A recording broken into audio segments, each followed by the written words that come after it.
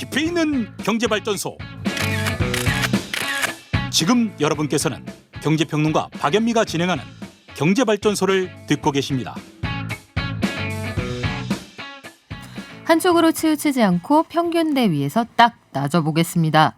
오늘은 나라살림연구소 이상민 수석위원과 함께합니다. 어서 오세요. 예, 안녕하세요. 네, 오늘 따져봅시다. 뭘 따져볼까요?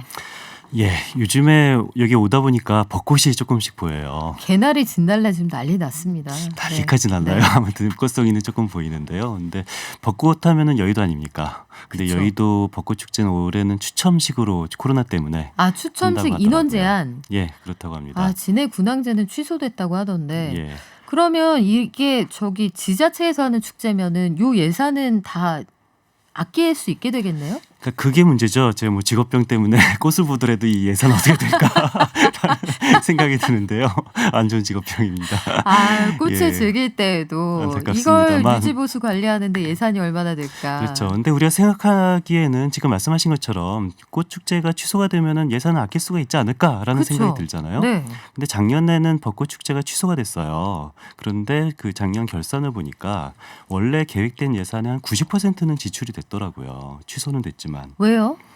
그러니까 이게 벚꽃 취소를 알리는 현수막 같은 거 설치하고 벚꽃 취소가 됐다, 축제 취소가 됐다라는 그런 펜스 설치하고 그리고 동영상도 제작을 했더라고요. 벚꽃 축제가 취소됐다라는 동영상 제작하고 그래서 한 90% 정도가 지출이 됐다라는 네. 결과를 보입니다. 뭐 고심 끝에 내린 행정적 판단이었겠지만 취소됐다는 동영상까지 굳이 만들 필요가 있었나 싶기도 한데. 그렇죠. 뭐 필요할 수 있겠죠. 뭐. 그렇죠. 해서 지금 여의도 벚꽃 축제 예산을 예로 들어 주셨어요. 예. 작년에 5억 4천만 원을 잡아놨다가 취소가 됐는데 지출액이 4억 8천이다. 예, 맞습니다. 90%를 썼다는 얘기인데 예.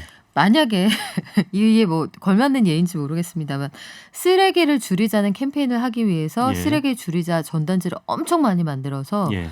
그게 쓰레기가 돼서 쓰레기 예산이 늘어났다. 예. 이렇게 하면 엄마한테 엄청 혼날 것 같은데 그렇죠. 그럼 이 돈이 여기에만 쓰인 건 아닐 것 같고 예. 일부는 축제 취소를 알리는 데 썼고 나머지는 어디 쓴 거예요? 거의 축제 취소나 아니면은 그 벚꽃 그 축제는 하지 않더라도 그 정비 같은 거 하잖아요. 네. 가지치고 뭐 그런 곳에 대부분 쓰였습니다. 그러니까 이게 전용이 된 게 아니고요. 네. 그 벚꽃에 관련돼서 쓰였습니다. 할 때와 안 할 때 거의 차이가 없으면 글쎄요. 요즘 쉽게 이해가 되진 않는데 여의도 벚꽃 축제를 예로 들어서 설명을 해주셨는데 예. 축제를 안 해도 90%는 쓰인다. 그러면 이게 전체적으로 작년에 재난지원금이 부족하다는 얘기 많았잖아요. 예, 예. 세출 구조 조정. 그러니까 꼭 필요한데 돈을 쓰기 위해서 안 필요한 데는 좀 덜 쓰겠다 이런 얘기였는데 그렇죠. 요걸 통해서 고통 분담한다. 이게 뭐 효과적으로 이루어지진 않은 거예요? 그렇죠. 이게 사실 작년에 화두는 그 세출 구조조정 얘기를 굉장히 많이 했어요. 기획재정부에서 우리는 이 재난지원금 쓸 돈이 많아지니까 우리는 기존에 예산을 세출 구조조정을 해서 돈을 아껴서 돈을 마련했다라고 보면은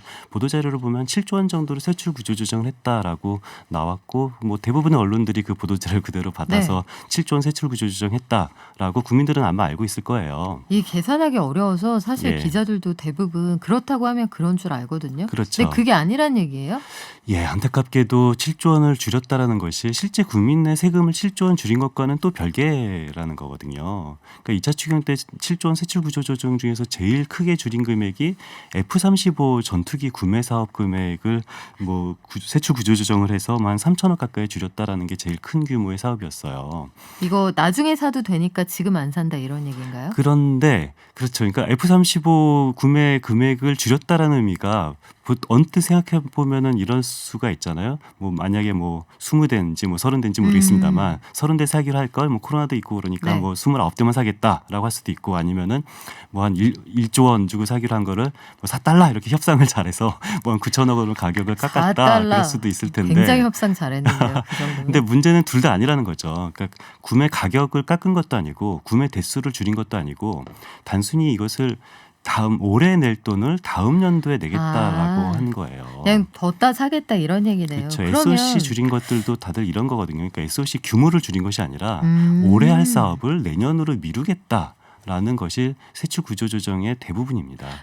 약간 이거 좀 조삼모사 느낌이 있는데 그렇죠. 정말로 세출 구조조정에서 좀 절약한 예산 없나요? 사실 있긴 있어요. 예를 들면은 그 공무원 연가보상비를 삭감을 했거든요. 근데 연가보상비는 삭감하면 안 되는 거 아닌가? 근데 연가보상비라는 거는 말 그대로 연가를 쓰지 못한 공무원분들에게만 네네. 지급되는 거잖아요. 그런데 작년 같은 경우는 대부분 공무원들이 거의 강제로 연가를 쓰게끔 했어요. 사회적 거리두기 때문에.